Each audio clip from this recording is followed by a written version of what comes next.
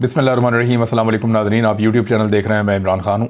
Speaker Punjab assembly से मेरी बात हुई है बहुत तफसील से, और बहुत सारी इन्फॉर्मेशन मैंने उनसे भी ली है और कुछ इन्फॉर्मेशन पाकिस्तान तहरीक इंसाफ के दीगर लोगों से। जो PDM के लोग हैं उनकी भी इन्फॉर्मेशन जो है वो फ्लोट कर रही है, वो भी मैं आपको बताता हूँ। लेकिन इकॉनमी के अंदर बहुत बुरी खबरें हैं और ये पाकिस्तान की इकॉनमी को आखिरी हद तक नीचे ले जा चुकी है इम्पोर्टेड सरकार। तवज्जो ना पाकिस्तान के इदारे इस तरफ दे रहे हैं, ना पाकिस्तान की हुकूमत इस तरफ दे रही है, और कोई इसमें झांक कर देखने को तैयार नहीं है कि पाकिस्तान की इकॉनमी की हालत क्या कर दी है इस इम्पोर्टेड सरकार ने। 300 अरब रुपए की जो पेट्रोलियम लेवी का जो शॉर्टफॉल है उसका खदशा बहुत बड़े पैमाने पर पैदा हो गया। इन्होंने वादा किया था IMF से कि 300 अरब रुपए की मज़ीद पेट्रोलियम लेवी ये हासिल करेंगे, पाकिस्तानी शहरियों की जेबों में से निकलवाएंगे। अब उसमें जो है वो शॉर्टफॉल का खदशा पैदा हो गया। इंटरनेशनल मॉनिटरिंग फंड IMF ने लेवी की मद में 300 अरब रुपए का जो शॉर्टफॉल पूरा करने की हिकमत अमली है वो मांगी है वजारत ख़जाना से कि आप ये हमें दें, और इनके पास कोई प्लान नहीं है। यानी जो टोटल कहा गया था वो ये कहा गया था कि 850 अरब रुपए की लेवी की मद में हासिल करने का एक मुआहदा किया था, यानी 850 अरब रुपए पेट्रोल की कीमत के ऊपर इजाफी लिए जाएंगे पाकिस्तान के शहरियों से। ये मुआहदा किया था पाकिस्तान की हुकूमत ने IMF के साथ। ताहम 850 अरब रुपए पेट्रोलियम डेवलपमेंट लेवी का हदफ हासिल ना होने का खदशा है और इसमें 300 अरब रुपए डाउन जा रहे हैं। जबकि एक और खबर के मुताबिक ये जो दिसंबर का महीना है इसमें जो टैक्स कलेक्शन हो रही है पाकिस्तान में, क्योंकि लगातार पाकिस्तान अपने अहदाफ टैक्स कलेक्शन के पूरे नहीं कर पा रहा। पिछले साल अगर आप मेरे वीलॉग्स निकालें तो उनमें हम आपको ये खुशखबरी सुनाते थे हर महीने कि इन 3 महीनों के बाद या इस महीने के अंदर या अगले आने वाले चंद महीनों में ये टारगेट है। तो हम आपको बताते थे कि पाकिस्तान ने अपने टारगेट से ज़्यादा टैक्स कलेक्शन के अहदाफ पूरे किए हैं। हम आपको हर महीने ये बता रहे होते थे, और इस पर इमरान खान साहब के बाकायदा ट्वीट्स मौजूद हैं। 1 साल पुरानी बात है जिसमें वो मुबारकबाद दे रहे थे अपनी FBR की टीम को कि उन्होंने अपने टैक्स कलेक्शन के अहदाफ ना सिर्फ पूरे किए बल्कि उनको क्रॉस किया। एक पीछे साल था कामयाबियों का साल, और अब साल है नाकामियों का साल। अभी भी जो है वो टैक्स कलेक्शन का जो टारगेट है सिर्फ दिसंबर के महीने में 250 से 300 अरब रुपए जो है वो नाकामी का खदशा पैदा हो गया है। अभी ये दिसंबर का महीना ख़त्म होने लगा है तो कम से कम 250 अरब रुपए का नुकसान होगा या खसारा होगा। ज़्यादा से ज़्यादा ये 300 अरब रुपए और इसके आसपास भी हो सकता है। देखिए, अगर ये हो जाता है ना, और IMF भी पाकिस्तान को पैसे नहीं देता, क्योंकि IMF को मुतमईन करने में इसहाक डार मुकम्मल तौर पे नाकाम हो चुके हैं। IMF को आदत है बातचीत करने के लिए कि वो इकोनॉमिस्ट के साथ बात करते हैं जो मईशत दान होते हैं। इसहाक डार मईशत दान नहीं है, वो अकाउंटेंट हैं, और वो अदादुशुमार की बात करते हैं। तो IMF को इसहाक डार की समझ नहीं आ रही और इसहाक डार को IMF की पहले ही समझ नहीं थी। तो इसकी वजह से एक बड़ा खौफनाक गैप पैदा हो गया है। जब तक इसहाक डार साहब अपने आप को मईशतदान समझते रहेंगे और वो मईशत चलाने का काम करते रहेंगे, पाकिस्तान के उभरने के इम्कानात बहुत कम है। ख़जाने के अंदर पहले ही 6.1 अरब अमरीकी डॉलर्स बचे हैं, और पाकिस्तान अंदरूनी तौर पे भी पैसे इकट्ठे करने में नाकाम हो गया। वो इसलिए कि पाकिस्तान ने 2 मरतबा कोशिश की है, नवंबर और दिसंबर में, कि पाकिस्तान इन्वेस्टमेंट बॉन्ड्स की ऑक्शन की है पाकिस्तान ने 2 मरतबा। एक पाकिस्तान ने की है 29 नवंबर 2022 को, और फिर लगभग 3 हफ्ते के बाद 21 दिसंबर 2022 को। तो लोगों ने इसमें भी दिलचस्पी शो नहीं की और लोग हुकूमत के ऊपर एतबार करने को तैयार नहीं हैं। क्रेडिबिलिटी इस हुकूमत की नहीं है, और हालात ये पैदा हो गए हैं, ये पाकिस्तान को ऐसे चला रहे हैं जैसे 18वीं 19वीं सदी है। अभी इस्लामाबाद में दहशतगर्दी के वाक़े के बाद फौरी तौर पे दफ़ा 144 नाफज कर दी गई है। यानी हमारे पास आज भी दहशतगर्दी का हल यही है इस हाई टेक दौर के अंदर, जहां दुनिया कहां से कहां पहुंच गई है, और IT के शोबे में पाकिस्तान तरक्की कर रहा था कुछ अर्सा पहले तक, और हम देख रहे थे 40% 50% हर साल का डाटा आ रहा था तरक्की करने का। उसका भी पहिया रोक दिया, बल्कि वो उल्टा पहिया चल गया है मौजूदा हुकूमत की पॉलिसीज़ की वजह से, और कुछ कॉन्फिडेंस शेक हुआ यहाँ पाकिस्तान में लोगों का उसकी वजह से। तो डबल सवारी पे पाबंदी लगा दी है जी हमने दहशतगर्दी से बचने के लिए। कैसा जा रहा था मुल्क, ज़बरदस्त एक्सपोर्ट्स बढ़ रही थी, पाकिस्तान तरक्की कर रहा था। 6% की रफ्तार के करीब पाकिस्तान 2 साल तरक्की करता रहा है। 17 साल के बाद पाकिस्तान की इकॉनमी स्टेबल हुई थी।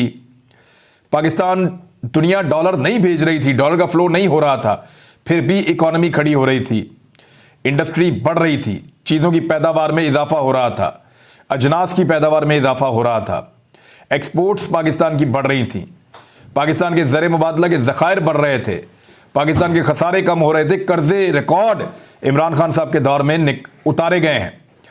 ऐसी सूरत हाल में पाकिस्तान के अंदर रजीम चेंज ऑपरेशन करके उस मुल्क के अंदर 11% से महंगाई बढ़ाते हुए उठाकर 50 साल 60 साल का महंगाई का रिकॉर्ड ही तोड़ दिया। ये किया तजर्बाकारों ने इस मुल्क के साथ, और अब मुल्क की सूरत हाल को कंट्रोल करने में मुकम्मल तौर पे ऐसा लगता है कि नाकाम हो चुके हैं। अच्छा खासा चलता हुआ मुल्क, उसकी हालत क्या कर दी है, और अभी भी दिल नहीं भर रहा। अभी भी टारगेट इमरान खान को ही करना है, अभी भी पूरी कोशिश है उसका रास्ता रोका जाए, लेकिन रोकेंगे कैसे? पब्लिक उसके साथ है। जान से मारने की कोशिश की गई, उसमें कामयाब नहीं हुए, और अब कोशिश है कि इमरान खान का रास्ता रोका जाए। रोकेंगे कैसे? पब्लिक उसके साथ है। यानी परसों रात को भी एक शबखून मारा गया, पंजाब का वज़ीर आला ही फारग कर दिया, और ऑफिसर्स को मुबैना तौर पे बाकायदा कमरे में बंद करके उनसे दस्तखत करवाए गए कि हुकूमत फारग हो गई है, ये समरियों के ऊपर दस्तखत करो, और उनसे अहकामात जारी करवाए गए। 24 घंटे भी ये ड्रामा नहीं चला। ये 1990 नहीं है साहब, 1980 नहीं है, या ये मार्शल लॉ लगाकर लोगों को कंट्रोल करने का दौर भी नहीं है। ये सोशल मीडिया का दौर है। आप लोगों के मुंह तो बंद कर देंगे, लेकिन उनकी सोच को कैसे बदलेंगे? और जब सोच नहीं बदलेगी तो जब लोगों को समझ आएगी, लोग दोबारा बोलना शुरू करेंगे, और लोग बोलते चले जा रहे हैं। अभी दोबारा एक मंडी लगाई गई है पंजाब में, लोगों को टेलीफोन कॉल्स की जा रही हैं, उनसे राब्ते किए जा रहे हैं, उनके साथ सौदेबाजी की जा रही है कि आप आएँ और आकर हमसे पैसा पकड़ें और अपनी ईमानदारी तब्दील कर लें, यानी आप अपना ईमान तब्दील करें और जमात तब्दील कर दें। अब इस वक्त जो है वो सूरत हाल ये है कि सप्तान खान साहब ने जो आईनी नुक्ता नज़र से मुझे बताया, उन्होंने कहा जी कि हमने अदालत की बात इसलिए मानी है कि हमारे पास अपनी स्ट्रेंथ पूरी है, अगर कुछ भी हो जाए आखिर में ये गेम इमरान खान साहब के हाथ में आनी है। सप्तान खान साहब को ऐसा क्यों लगता है, ये है इस वक्त तक का सबसे बड़ा सवाल। उन्हें ऐसा क्यों लगता है? उन्हें ऐसा इसलिए लगता है कि परवेज़ इलाही साहब के नंबर जितने भी कम हों या पीटीआई के, वो उतने कम नहीं हो सकते जिनसे हमजा शहबाज जो है वो वज़ीर आला पंजाब बन जाए। वज़ीर आला पंजाब तो वापस यहीं से बनेगा, और ज़्यादा इम्कान ये है कि परवेज़ इलाही ही बनेंगे। और परवेज़ इलाही वज़ीर आला बनने के बाद उनके बेटे ने वादा किया है कि वो अब असम्बलियाँ तहलील कर देंगे। देखिए, एस्टेब्लिशमेंट का एक दबाव परवेज़ इलाही साहब पे है, और अब तो बहुत सारे चेहरे जो हैं वो खुल के सामने आ रहे हैं। पता चल रहा है कि किस तरह से डोरियाँ हिलाई जा रही हैं, लोग प्राइवेट गाड़ियों में निकल कर मीटिंग्स करने पर मजबूर हैं, लोगों को टेलीफोन कॉल्स आ रही हैं, लोगों को दबाया जा रहा है, डराया और धमकाया जा रहा है। जिनकी वीडियोस वगैरह मौजूद हैं उनको उस तरह की चीज़ें दिखाई जा रही हैं। तो पूरा का पूरा जो निज़ाम है वो एक मरतबा फिर हरकत में आ चुका है, एक सिस्टम को बचाने के लिए, निज़ाम को कायम रखने के लिए, जिसको इमरान खान साहब चैलेंज कर रहे हैं कि नहीं, मैं इस हुकूमत को नहीं मानता, ये लेजिटिमेट हुकूमत नहीं है, ये रजीम चेंज ऑपरेशन के नतीजे में बनी है, मुझे हर हाल में पाकिस्तान को इंतखाबात की तरफ लेकर जाना है। लेकिन इमरान खान साहब का प्लान ये था कि खैबर पख्तूनख्वा और पंजाब दोनों असम्बलियों में एक ही वक्त के अंदर वो कोशिश करेंगे कि असम्बलियाँ तहलील हों। उसकी वजह यह है कि खाली खैबर पख्तूनख्वा की असम्बली तहलील करके फ़ायदा कोई नहीं है, और खाली पंजाब असम्बली तहलील करके भी फ़ायदा कोई नहीं है। तो वो जब भी करना चाहेंगे दोनों सूबाई असम्बलीज़ को एक साथ तहलील करेंगे। अब ये मामला लगभग लटक जाएगा 1 महीने तक, यानी मैक्सिमम भी जाएगा तो 1 महीने तक लटक जाएगा। और ये मामला अगर इतना लटक जाता है तो फिर रमज़ानुल मुबारक के बाद इंतखाबात होंगे। पाकिस्तान तहरीक इंसाफ की ये जो ख्वाहिश थी कि रमज़ानुल मुबारक से पहले इंतखाबात हों, वो पूरी नहीं होगी। अब ज़रा ऑप्शंस देख लें जो मेरी बात हुई है सप्तान खान साहब से। वो एक तो जो वज़ीर आला के ख़िलाफ़ अदम एतमाद की तहरीक है वो वापस ले ली है अपोजिशन ने, पीडीएम ने, और वो इसलिए वापस ली है कि उनके पास वोट पूरे नहीं हैं। ये उन्होंने अपना शिकस्त का एतराफ़ किया है। अगर उनके पास वोट पूरे होते तो वो अदम एतमाद की तहरीक कभी भी वापस ना लेते। उन्होंने बहाना ये बनाया कि क्योंकि वज़ीर आला को फारिग कर दिया गया है, लिहाजा हमें अदम एतमाद की तहरीक की अब ज़रूरत नहीं है। तो जैसे ही अदालत ने वज़ीर आला पंजाब को बहाल किया है, उनकी काबीना को बहाल किया है, तो फौरी तौर पे दोबारा अदम एतमाद की तहरीक अपोजिशन ने जमा क्यों नहीं करवाई? वो इसलिए नहीं करवाई कि सप्तान खान उसके ऊपर कार्रवाई शुरू करवा देंगे और फिर अपोजिशन को कहेंगे कि लेकर आओ अपने बंदे 186 पूरे करो, और वो उनसे कभी भी नहीं होंगे। सुप्रीम कोर्ट का फैसला आने के बाद, जिसमें कानून बड़ा वाज़े हो गया है कि किसी भी लोटे का ना वोट गिनती होगा, और बल्कि गिनती होना तो दूर की बात है, उसकी सीट भी चली जाएगी। तो इसको तो आप एक चीज़ को कर लें क्लियर। अब आ जाए सप्तान खान साहब ने करना कैसे है। उन्होंने कहा जी एतमाद के वोट के ऊपर हम सबसे पहले काम करेंगे कि परवेज़ इलाही साहब एतमाद का वोट हासिल करें। परवेज़ इलाही साहब एतमाद का वोट हासिल करेंगे। उसके बाद की बात है कि vote of no confidence speaker और डिप्टी स्पीकर का जो पेंडिंग पड़ा हुआ है वो मामला उसके बाद होगा। और बकौल स्पीकर के ये उनकी सवाबदीद है कि वो कौन से वाले मामले को पहले टेकअप करना चाहते हैं। तो देखिए, सबसे पहले जो चीज़ मूव हुई थी वो गवर्नर ने कहा था कि एतमाद का वोट लें। गो के गवर्नर एक इजलास के दौरान आईनी तौर पे दूसरा इजलास नहीं बुला सकते, लेकिन क्योंकि अदालत ने अब एक हुक्म दे दिया है और उस हुक्म की पाबंदी के लिए गारंटी भी दे दी है, पंजाब की हुकूमत ने एक अपना आईनी हक भी सरेंडर कर दिया है। मुझे लगता है नहीं करना चाहिए था, एक अच्छी मिसाल कायम नहीं हुई पाकिस्तान की सियासी हिस्ट्री के अंदर, लेकिन फ़िलहाल उन्होंने अपना एक आईनी राइट सरेंडर कर दिया है। अब इसके अंदर होगा क्या? इसके अंदर दो चीज़ें होंगी ना, या तो परवेज़ इलाही नाकाम हो जाएंगे या कामयाब हो जाएंगे। अगर परवेज़ इलाही नाकाम हो जाएंगे तो फिर दोबारा इंतखाबात होंगे। दोबारा इंतखाबात होंगे तो हमजा शहबाज अपने नंबर पूरे नहीं कर पाएंगे, वो दूसरी तरफ के नंबर कम करने की कोशिश करेंगे।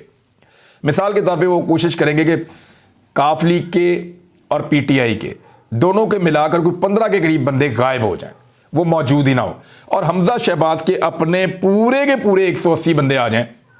और ये जो अलाइंस है इसमें आज़ाद उम्मीदवार भी हैं, राह हक पार्टी भी है, पीपल्स पार्टी भी है, PMLN भी है, यानी इनके सारे बंदे आने चाहिए और दूसरी जानिब कम से कम को 11-12 बंदे उनके गायब हो जाने चाहिए। तो इस तरह हमजा शहबाज के रन ऑफ इलेक्शन के अंदर तीसरे मरहले में जाकर वजीर आला बनने के इम्कानात खड़े हो जाएंगे। लेकिन जो लोग अपनी पार्टी को दगा देंगे, धोखा देंगे, उन लोगों को हटा दिया जाएगा और फिर दोबारा इलेक्शन होंगे, और जब दोबारा इलेक्शन होंगे डिफेक्शन क्लॉज लगने के बाद, तो फिर दोबारा से स्ट्रेंथ बढ़ जाएगी पाकिस्तान तहरीक इंसाफ की। तो हमजा शहबाज अगर वज़ीर आला पंजाब बन भी जाएं तो बमुश्किल 2 महीने निकाल पाएंगे, इससे ज़्यादा नहीं निकाल पाएंगे। सप्तान खान साहब ने एक और चीज़ कंफर्म की है कि अगर परवेज़ इलाही साहब एतमाद का वोट हासिल कर लेते हैं और इस बात का पता चल जाता है अपोजिशन को कि परवेज़ इलाही साहब एतमाद का वोट हासिल करने वाले हैं और वो उससे पहले अदम एतमाद की तहरीक पेश कर देते हैं, तो फिर दोबारा परवेज़ इलाही के खिलाफ अदम एतमाद की तहरीक वैलिड हो जाएगी और फिर वो असम्बलियां तहलील नहीं कर सकेंगे जब तक कि अदम एतमाद के ऊपर वोटिंग नहीं हो जाती। मैक्सिमम 5 दिन और खींचा जा सकता है, इससे ज़्यादा हो नहीं सकता। और सप्तान खान साहब कह रहे हैं वो फिर मेरी सवाबदीद है कि मैं कौन सी चीज़ को पहले टेकअप करता हूं और कौन सी चीज़ को बाद में टेकअप करता हूं।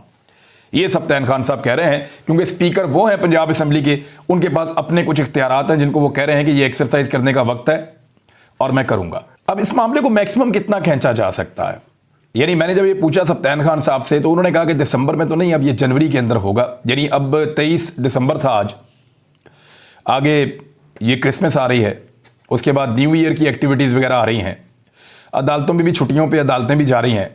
तो मेरे ख्याल में दिसंबर के इख्तिताम पे हो सकता है कि जिस वक्त पाकिस्तान तहरीक इंसाफ कंफर्टेबल होगी, अब 11 जनवरी तक का वक्त है, जिस दिन भी पाकिस्तान तहरीक इंसाफ कंफर्टेबल होगी उनके बंदे पूरे हो जाएंगे। यानी 180 बंदे जिस वक्त पाकिस्तान तहरीक इंसाफ किसी होटल में ठहरा लेगी अपने कि ये 180 बंदे हमारे आ चुके हैं, हमने अपने बंदे पूरे कर लिए हैं, और काफ लीग अपने 10 बंदे किसी एक जगह पे ठहरा लेगी और उनके 190 बंदे पूरे हो जाएंगे दोनों के, उस दिन वो एतमाद का वोट हासिल करने के लिए बसों में बैठकर जाएंगे और वहां पर जाके अपना एतमाद का वोट परवेज़ इलाही साहब हासिल करेंगे। उस वक्त जो अपोजिशन है वो अदम एतमाद की तहरीक जमा करवा देगी। अब ये मुझे ऐसा लगता है कि ये यकम से 10 जनवरी के दरमियान का कोई दिन होगा, हो सकता है 5 जनवरी से पहले हो जाए और होना भी ऐसे ही चाहिए, लेकिन मैक्सिमम ये वहां तक जा सकता है। और उसके बाद अगर अदम एतमाद की तहरीक आई होगी तो अगले 3 दिन के अंदर अंदर या 4 दिन के अंदर अंदर 15 जनवरी से पहले पहले स्पीकर पंजाब असेंबली अदम एतमाद पर वोटिंग के लिए भी कह सकते हैं अपोजिशन को, और उसमें तो वो 100% नाकाम होंगे, कामयाबी के तो इम्कान उसमें है ही नहीं, क्योंकि अगर यहां नंबर पूरे हैं तो फिर वहां नंबर कभी भी पूरे नहीं हो सकते। उसके बाद परवेज़ इलाही साहब असेंबलियां तहलील कर देंगे। तो अगर इसको बहुत ज़्यादा भी खींच लेंगे, बहुत ज़्यादा ड्रैग भी करेंगे, तो 15 जनवरी तक ये मामला जा सकता है, उससे आगे नहीं जा सकता। अब एक और चीज़ देखें कि अगर हमजा शहबाज को वज़ीर आला बनाना है तो फिर रास्ता कौन सा बाकी है, क्योंकि बहुत ताकतवर लोग काम कर रहे हैं ना। तो रास्ता बस सिर्फ एक ही है, वो रास्ता ये है कि काफ लीग टूट जाए और उसका पार्लिमानी लीडर बदल जाए, परवेज़ इलाही के लोग उसको छोड़ जाएं, या परवेज़ इलाही खुद हुक्म दे दें काफ लीग को कि हमजा शहबाज को वोट डाल दो। इसके अलावा कोई रास्ता नहीं बचा। अब तक के लिए इतना ही। अपना ख्याल रखिएगा, अपने इस चैनल का भी। अल्लाह हाफिज़।